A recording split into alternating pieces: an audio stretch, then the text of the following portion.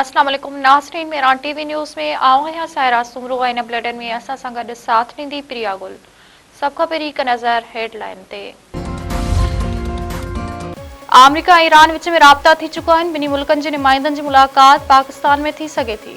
Germany जे परॾेही वज़ीर तरफ़ां तस्दीक। जर्मन परॾेही वज़ीर चयो आहे त जंगबंदी लाइ ईरान ऐं अमेरिका विच में राब्ता थी विया आहिनि। ॿिन्ही मुल्कनि जे नुमाइंदनि जी मुलाक़ात जल्दी थींदी ऐं बज़ाहिर मुलाक़ात पाकिस्तान में थी सघे थी।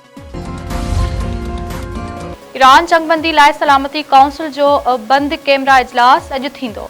रूस जी दरख़्वास्त ते थींदड़ इजलास में ईरान अमेरिका जंग जी सूरतहाल ते बहस कयो वेंदो। रूस पारां ईरान जे शहरी आबादी मथां हमलनि जो मामलो एजेंडा में शामिल करण जो मुतालबो।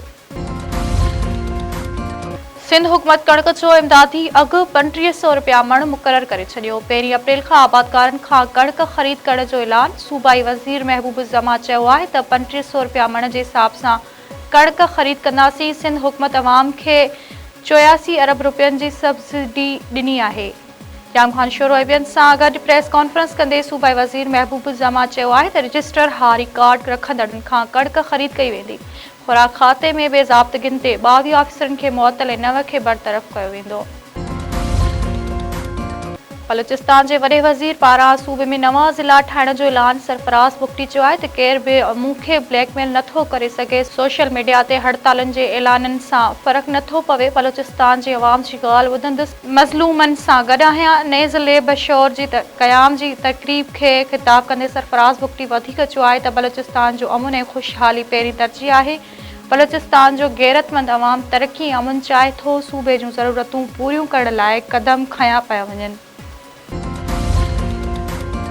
सिंध जे मुख़्तलिफ़ इलाइक़नि में नारी समेत 5 ॼणा क़तल। कंबर में गारा इल्ज़ाम हेठि जवाबदार पंहिंजी भेण खे क़तल करे छॾियो। ॻोठ मोला आदात ख़ासि खेली में जवाबदार पंहिंजी भेण आबदा ख़ासि खेली खे बंदूक जा फायर करे क़तल करे फ़रार। पोरो जे ॻोठ माड़ी बुगियो में हथियारबंदनि फायरिंग करे नौजवान सलीम बुगियो खे क़तल करे फ़रार थी विया। चेकमबाद में जवाबदारनि गोलियूं हणी अदालत में पेशी थी आयल आज़ाद खान बुलेदी खे DC चौक वटि क़तल करे छॾियो।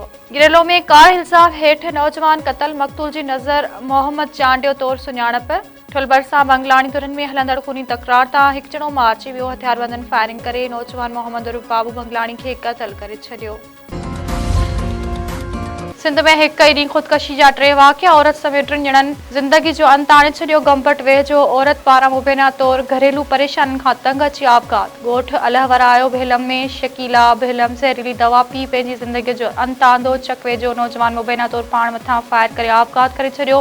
ॻोठ अंब कादराणी जतोई में नौजवान राशिद अली जो गोली लॻल लाश मिलियो। नगर पार्कर वेझो नौजवान वण में फाव खाई ख़ुदकशी करे छॾी। ॻोठ ॾेडराई वासी 40 वरियनि जे सूरतूं कौली मसइलनि खां तंग अची आपघात कयो।